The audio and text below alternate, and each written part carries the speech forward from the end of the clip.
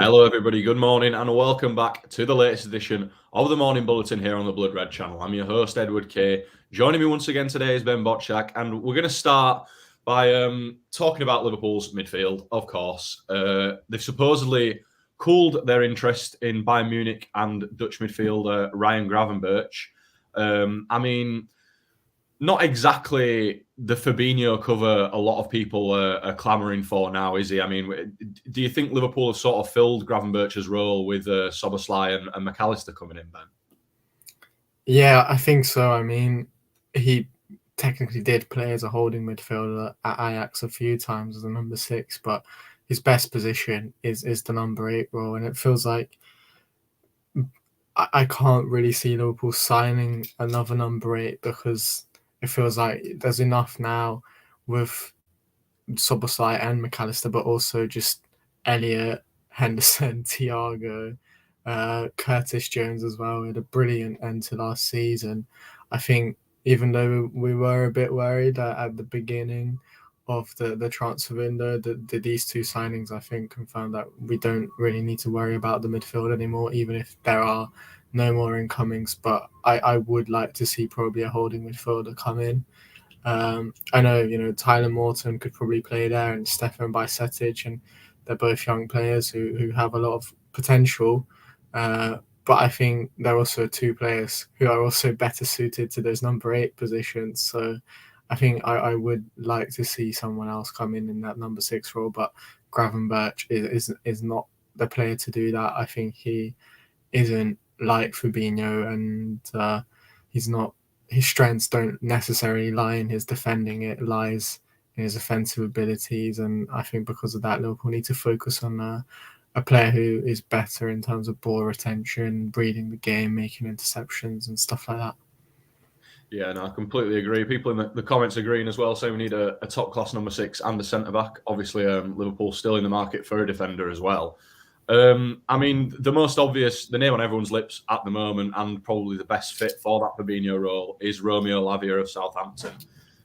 Southampton rate him at about £50 million, and were we to pay that, Manchester City would get 10 million of it, which wouldn't be overly pleased about. But if we're getting in a player of Lavia's quality, you're never going to get him in without any issues. But do you think he's got the advantage over a Gravenberch and even a Thuram as well in terms of the profile Liverpool are looking to fill now? He's definitely more in the mould of a number 6 and some Fabinho cover. Absolutely. I think, if you look at his numbers in terms of his defensive output, he ranked quite highly in the Premier League last season. I mean, obviously, it's going to be skewed by the amount of defending he had to do at Southampton. Or they weren't a great side in the Premier League last season, but still, regardless, I think, that really put him to the test, and he showed that he can endure those kind of challenges. And I think he is kind of like the perfect profile for what Liverpool need. Young as well. I think the same age as Stefan Bajcetic. So that shows you how young he really is. And he's shown in his first full season in the Premier League how good he can be. Obviously, £50 million is a lot of money to pay for someone who's only had one senior season in the Premier League. But at the same time, a lot of these transfers, even with Dominic Szoboszlai, Liverpool are putting that money in not just based on their quality now, but their potential. And it seems like the fact that Liverpool have been so heavily linked with him and have held talks reportedly, and his name is continuously on the radar, it seems like Liverpool really believe in that potential and that ability. So because of that, I think you have to trust what the club's recruitment team is doing, and you have to put faith in them. And clearly Lavie is someone they believe can be the perfect answer to the Liverpool's Fabinho problem. Yeah, certainly all roads seem to lead to Lavia at the moment. I think, there's multiple factors behind that. I mean, Liverpool, we know they love a relegation special. You've only got to look at Gini Wijnaldum after we brought him in, after Newcastle got relegated, and how good he was. Also probably looking for somebody who's Premier League proven. Obviously, they've already got McAllister in, who's got goals in the Premier League. We've seen for Brighton last season. But Szoboszlai, slightly more of an unknown quantity. So do you think they'll be looking to round out their midfield recruitment with somebody who's got Premier League experience? And like you said, there's a lot of different factors in that. And I think one of the biggest ones as well is I believe Lavia qualifies as a homegrown player.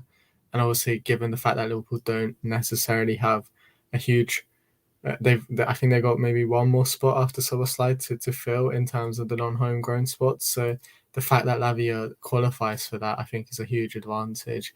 But obviously, the Premier League experience helps.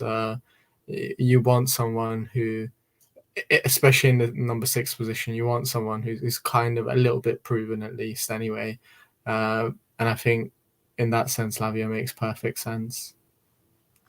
Yeah, I think it was interesting you mentioned that the homegrown aspect. Obviously, if we're able to get a Lavia in midfield, and then people obviously think we need a left-sided centre-back. A lot of talk about Levi Colwill from Chelsea is also one of the names sort of being bandied about at the moment. The Reds to get in as a left-sided centre-back. Do you think that homegrown players sort of need to be at the forefront of Liverpool's mind now? Obviously, having got in a McAllister who doesn't qualify, a Szoboszlai who doesn't qualify, that's an issue they need to remedy, isn't it, Ben?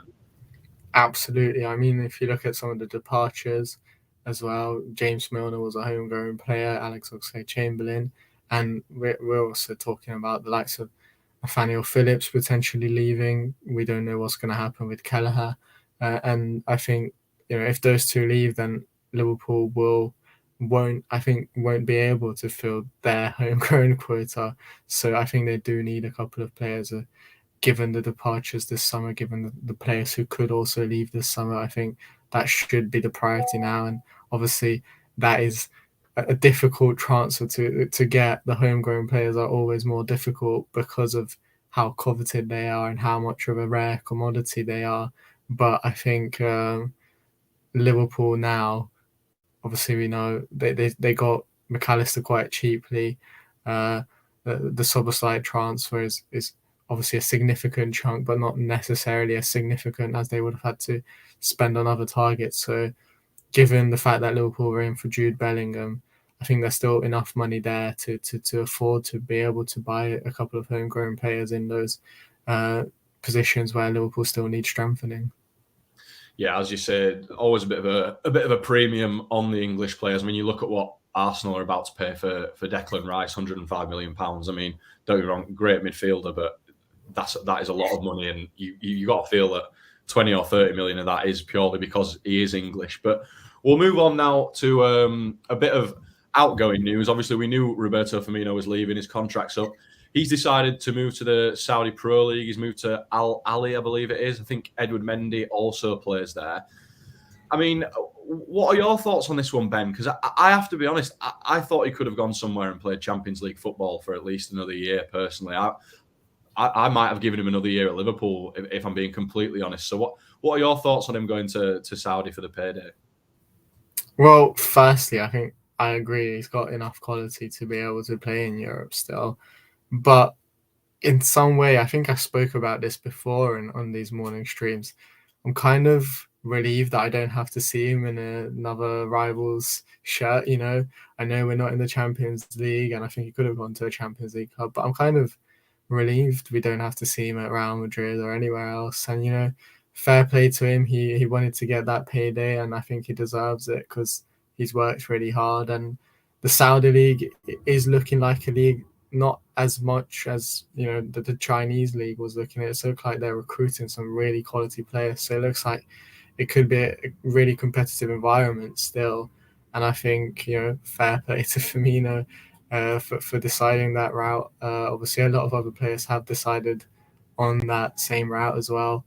And I think from a Liverpool perspective, you can only be kind of chuffed in a way. Yeah, I don't know. I feel like it would have been really weird to see him, like I said, play for any other European club. Obviously, there were no links to Premier League clubs, but even just him playing in Italy or Spain or potentially returning to Germany would have been a strange one. Yeah, interesting you mentioned Italy. I for some reason in my head, I just thought he had Juventus written all over him for some reason. I have no idea why, but maybe Artemello could have taken him back with him. But he's 31 now. It's a 3-year deal. Do you think from a Firmino perspective, he's just thinking one last big payday and then off into the sunset? Yeah, he comes across as a character, you know, likes to chill out, likes to relax, and I think if he does fulfill that contract, I can't see him continuing after that. I think he'll be very content to retire and, I don't know, go back to Brazil and just relax and live out the rest of his life smiling as he always did at Liverpool, and just, you know, enjoying his retirement basically.